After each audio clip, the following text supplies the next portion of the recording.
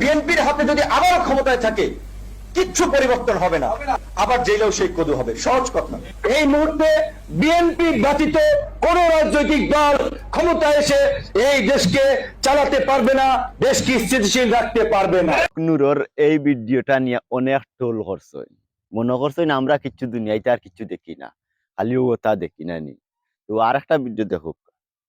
এই জামাত যেখানে যেখানে লাগবে ওখানে ইসলাম ধ্বংস হয়ে যাবে।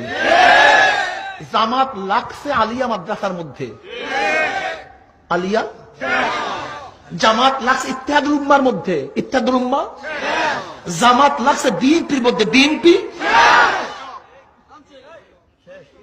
এই জামাতের প্রয়োজন যেখানে লাগবে সেটা ধ্বংস হয়ে যাবে, যেখানে লাগুক ধ্বংস হয়ে যাবে।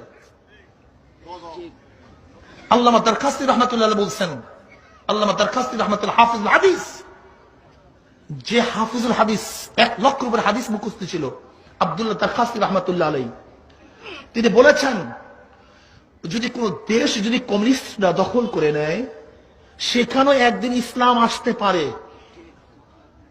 কিন্তু আল্লাহ না করুক। বুঝলাই আমরা দুনিয়ায় তার কিচ্ছু দেখি না, খালি সারা তুমি তাই নু দেখিলাও। ভিডিওটাতে একটা লাইক দিয়ে একটা শেয়ার দিয়া যায় জন্য।